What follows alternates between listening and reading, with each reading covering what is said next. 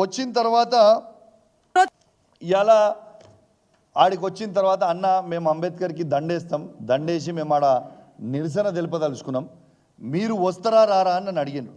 ఒక బాధ్యత కలిగే ఎమ్మెల్యేగా ఇలా హుజురాబాద్ నియోజకవర్గ ప్రజల సమస్యలు వచ్చినప్పుడు నేను రోడెక్కపోతే ఎట్లా? వాళ్ళు వచ్చి అడిగినప్పుడు ఎస్ నేను రోడెక్కినా, పోయినా, ఆడి దగ్గరికి పోయినా, ఆడ ధర్నా చేసే క్రమంలో ఇలా ఎఫ్ఐఆర్ కేసులు బుక్ చేస్తారండి. ఇటు చూడండి, మహిళలని చూడకుండా దళితుల మీద దళిత బంధు ఇవ్వండి, మా డబ్బులు కేసీఆర్ గారు ఇచ్చిన డబ్బులు మా అకౌంట్లో ఉన్నాయి, అవి విడుదల చేయండి, మా డబ్బులు మావి విడుదల చేయండి అంటే ఇలా కేసులు బుక్ చేస్తూ ఉన్నారు. ఇలా మీరు దీంట్లో చూడొచ్చు, ఇలా కేసులు బుక్ చేసి మహిళలను కూడా చూడకుండా ఈడ ఉన్నోళ్ళకి దళితుల మీద కేసులు బుక్ చేసి, మహిళా దళితుల మీద కేసులు బుక్ చేసి అండ్ అదర్స్ అని పెట్టి ఇలా దాదాపు ఎంతమంది ఆడికి వచ్చిర్రో అంతమంది మహిళల మీద ఇవాళ కేసులు బుక్ చేయడం నేను తీవ్రంగా ఖండిస్తూ ఉన్నాను. ఒకటే ధర్నా మీద 2 ఎఫ్ఐఆర్లు పెడతారు, ఒకటే ధర్నా 2 ఎఫ్ఐఆర్ కాపీలు చేస్తారు. 2 ఎఫ్ఐఆర్ కాపీలు చేసి దళితులకి ఇలా ఎంత తీవ్రమైన అన్యాయం చేస్తూ ఉన్నారని చెప్పి నేను అడుగుతూ ఉన్నాను. ఇలా దళిత మహిళల మీద మీరు కేసులు ఎట్లా పెడతారు? ఇలా దళితుల మీద కేసులు ఎట్లా పెడతారు? వాళ్ళు చేసిన తప్పే ఏంటిది? ఇలా మా దళితుల మీద మీరు కేసులు ఎట్లా పెడతారు? మా మీద పెడతారా, పెట్టుకోండి, మాకేం అభ్యంతరం లేదు. మా పేద దళిత కుటుంబాల మీద వాళ్ళ మీద కేసులు ఎట్లా పెడతారు? మా పేద దళిత మహిళల మీద కేసులు ఎట్లా పెడతారు? మీరు జవాబు చెప్పాల్సిన అవసరం ఉన్నది రేవంత్ రెడ్డి గారు. జిల్లా మంత్రులు, రేవంత్ రెడ్డి గారు అందరూ కూడా దీని మీద జవాబు చెప్పాల్సిన అవసరం ఉన్నది. రేవంత్ రెడ్డి గారు చెప్పాల్సిన అవసరం ఉంది, పొన్నం ప్రభాకర్ గారు చెప్పాల్సిన అవసరం ఉంది, శ్రీధర్ బాబు గారు చెప్పాల్సిన అవసరం ఉన్నది. ఇలా మీరు మా పేద దళితుల మీద కేసులు ఎట్లా పెట్టించారని నేను అడుగుతా ఉన్నాను. ఇలా దళిత బంధు ఇవ్వండి అని అడగడమేనా ఆ పేద దళితులు చేసిన తప్పు అని నేను అడుగుతా ఉన్నాను. ఇలా మీకు డైరెక్ట్గా ఎవరు రోడ్లు ఎక్కలేదే? ఎన్నిసార్లు మీ మంత్రులయ్యి, మీ కలెక్టర్లయ్యి, మీ అధికారులయ్యి కాళ్ళు ఏళ్ళు మొక్కిరు కదా మా దళిత బంధు విడుదల చేయండి అని. కాళ్ళు ఏళ్ళు మొక్కిన తర్వాతనే కదా మీరు స్పందించకపోతే, సంవత్సరం వరకు వేచి చూసిన తర్వాతనే కదా రోడెక్కింది. మరి రోడెక్కితే మీరు కేసులు పెడితే, మీరు కేసులు పెట్టి వాళ్ళని ఇబ్బంది పెట్టాలనుకుంటే మీరేం భయపట్టిస్తుర్రా?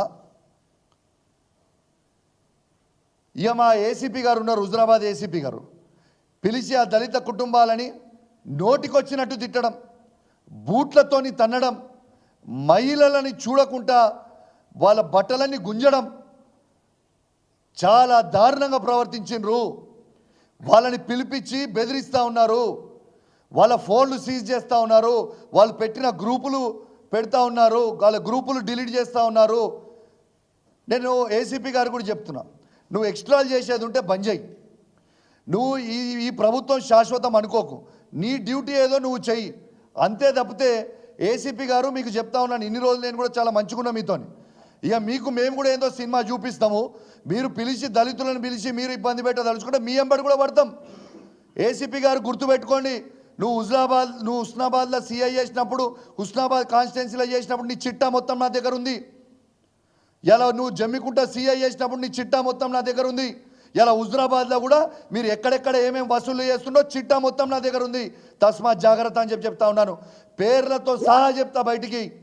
ఎవరెవరి దగ్గర డబ్బులు తీసుకుర్రో, ఎవరెవరిని బ్లాక్మెయిల్ చేస్తుర్రో, ఎవరెవరిని బెదిరిస్తుర్రో బరాబర్ చెప్తా. ఏసీపీ గారు నోటికి వచ్చినట్టు మీరు బజార్లో మాట్లాడుతూ ఉన్నారు, తస్మాత్ జాగ్రత్త అని హెచ్చరిస్తా ఉన్నాను ఏసీపీ గారు కూడా. ఇదేది శాశ్వతం అనుకోకుర్రి, రేపు మీ సంగతి ఏందో చూస్తాం. దళితుల మీద కేసులు ఎట్లా పెట్టిస్తారు, వాళ్ళ ఫోన్లు ఎట్లా సీజ్ చేయిస్తారు. ఇలా మేము అడిగితే ఇవ్వండి దళితుల మీద పెడుతున్న ఎఫ్ఐఆర్ కాపీలు, సురేష్ మీద, రాజేష్ మీద, నరేష్ మీద, రాకేష్ మీద, వీళ్ళ మీద కేసులు ఎఫ్ఐఆర్ కాపీలు పెడతా ఉన్నారు. వాళ్ళు అడిగితే దళిత బంధు ఇయ్యండి అయ్యా మీ దయా అని అడిగితే కేసులు బుక్ చేస్తారు పేద దళితుల మీద. ఒక్క ఎఫ్ఐఆర్ కాదు, రోజుకో ఎఫ్ఐఆర్. సీఎం గారు వస్తే కూడా ఓ ఎఫ్ఐఆర్ కాపీ మళ్ళీ ఇష్యూ చేస్తారు, వాళ్ళ మీద బెదిరిస్తారు, వాళ్ళని పిలుస్తారు, ఫోన్లు గుంజుకుంటారు. ఇది చాలా టూ మచ్ అయిపోతుందని చెప్పి నేను చెప్తా ఉన్నాను. మా మిత్రుడు మొన్న రాకేష్ గారు, ఎస్ మా దళిత బంధు ఇస్తలేరు, మా దళిత బంధు ఇయ్యనందుకు కాంగ్రెస్ పార్టీలో ఉన్న ఏ నాయకుడు వచ్చినా కూడా అడ్డుకోండి అని రాకేష్ గారు స్టేట్మెంట్ ఇస్తే, ఇదిగోండి రాకేష్ గారి మీద కేసు పెట్టి ఎఫ్ఐఆర్ కేసు పెట్టి ఆయన ఫోన్ గుంజుకొని ఆయనని టార్చర్ పెట్టి ఆయనని కొట్టి ఇలా విపరీతంగా కొట్టి ఇలా తీసుకొచ్చి మళ్ళీ నువ్వు బయటికి పోయి చెప్తే బిడ్డ మళ్ళీ మీ ఇంటోళ్ళని కూడా తీసుకొచ్చి తొక్కుతాం, నిన్ను కూడా మళ్ళీ తీసుకొచ్చి తొక్కుతామని బెదిరించారు. ఇదానే వీళ్ళు చేసే పద్ధతి. ఏం మీ బెదిరింపులకి మీ తుపాకీ తూటలకి భయపడేటోళ్ళ మీద కాదు.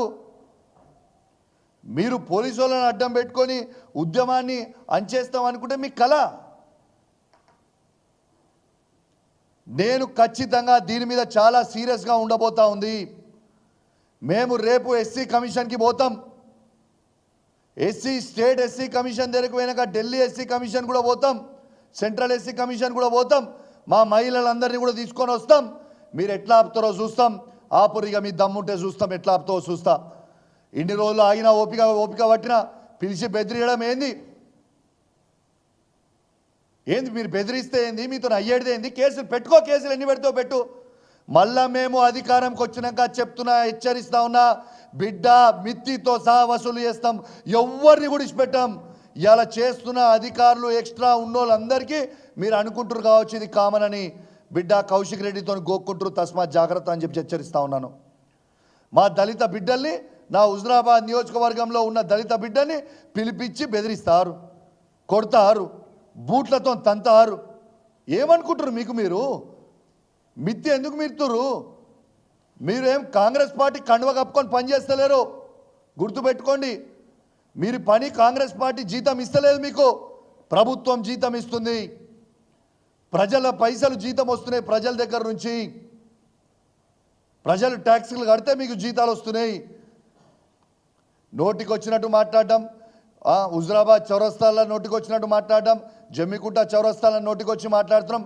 ప్రతి పోలీస్ ఆఫీసర్కి చెప్తా ఉన్నాను, మీ డేటా మొత్తం తీసిన నేను నా హుజురాబాద్ నియోజకవర్గంలో ఉన్న ప్రతి పోలీస్ ఆఫీసర్కి చెప్తా ఉన్నాను, మీరు ఏమనుకున్నా మంచిదే, మీ ప్రతి డేటా మీరు ఎవరి దగ్గర పైసలు వసూలు చేసిరో నేను చాలా త్వరలోనే మీ అందరి మీద కూడా ప్రెస్ మీట్ పెట్టబోతా ఉన్నాను. మీరు రాసి పెట్టుకోరు. ఎవరి దగ్గర పైసలు తీసుకుర్రో, ఎవరి దగ్గర డెలివరీలు ఎక్కడెక్కడ చేపిస్తుర్రో, ఏ పెట్రోల్ పంపులో చేయిస్తుర్రో, ఏ కిరాణా షాపులలో చేయిస్తుర్రో, ఎవరికి చేయిస్తుర్రో డైసలు తీసుకుని అన్నీ కూడా ప్రెస్ మీట్ పెట్టి చెప్తా. మీరు బెదిరించుడు కాదు, నోటు దగ్గర పెట్టుకోండి, ఒళ్ళు దగ్గర పెట్టుకోండి. మీరు ఇష్టం ఉన్నట్టు చేసి కేసులు పెడితే భయపడేటోడు ఎవరు లేడు అని కూడా నేను ప్రత్యేకంగా మా హుజురాబాద్ నియోజకవర్గంలో ఉన్న ఏసీపీ గారిని మాత్రం హెచ్చరిస్తా ఉన్నాను, ఇతర పోలీస్ ఆఫీసర్లను కూడా హెచ్చరిస్తా ఉన్నాను, తస్మాత్ జాగ్రత్త అని చెప్తా ఉన్నాను. దీంతో పాటు నెక్స్ట్ టైం మీరు మా దళితుని కూడా నెక్స్ట్ టైం అన్యాయంగా పోలీస్ స్టేషన్కి పిలిచి కొట్టడం కానీ పిలిస్తే కానీ హుజురాబాద్ నియోజకవర్గంలో ఉన్న ప్రతి దళిత కుటుంబానికి నేను చెప్తా ఉన్నాను, మిమ్మల్ని అన్యాయంగా పోలీసు వాళ్ళు పిలిస్తే మీరు నాకు ఒక్క ఫోన్ కాల్ ఇవ్వండి. బీఆర్ఎస్ పార్టీ మీకు అండగా ఉంటుంది. హుజురాబాద్ నియోజకవర్గంలో వేలాది మంది కార్యకర్తలు తరలిస్తాం, ఎంతమందిని అరెస్ట్ చేస్తూ వచ్చాయి చూస్తామని చెప్పి నేను పోలీస్ వాళ్ళకు కూడా హెచ్చరిస్తూ ఉన్నాను. ఇలా కావాల్సింది ఇలా నేను ఒక్కటే అడుగుతున్నా రేవంత్ రెడ్డి గారిని, రేవంత్ రెడ్డి గారు మీరు చెప్పండి, కావాల్సింది తెలంగాణలో మార్పు కదా, దళిత కుటుంబాలలో వెలుగు నింపాల్సింది కదా. ఇలా కేసీఆర్ గారు ఇచ్చిన 10 లక్షల రూపాయలతోని ఇలా దళిత కుటుంబాల జీవితాలలో వెలుగు నింపే కార్యక్రమం కేసీఆర్ గారు చేస్తే మీరు ఏం చేస్తుర్రు? ఇచ్చిన 2 లక్షల మందికి కూడా అకౌంట్లు ఫ్రీజ్ చేయమని చెప్పడం మీకు న్యాయమేనా అని నేను అడుగుతా ఉన్నాను రేవంత్ రెడ్డి గారిని. నేను యావత్ తెలంగాణలో ఉన్న దళిత వర్గాలను అడుగుతా ఉన్నాను, దళిత సంఘాలను అడుగుతా ఉన్నాను, మీరు ఎందుకు సప్పుడు చేయక ఊకుంటా ఉన్నారు? హుజురాబాద్లో ఇవాళ దళిత కుటుంబాల మీద, మీ అన్న దమ్ముల మీద, అక్క చెల్లెల మీద కేసులు పెడతా ఉంటే రాష్ట్ర వ్యాప్తంగా దళిత సంఘాలు ఎందుకు స్పందిస్తలేవని అడుగుతా ఉన్నాను. ఖచ్చితంగా 33 జిల్లాలలో ప్రతి దళిత సంఘం ఖచ్చితంగా స్పందించాలి దీని మీద.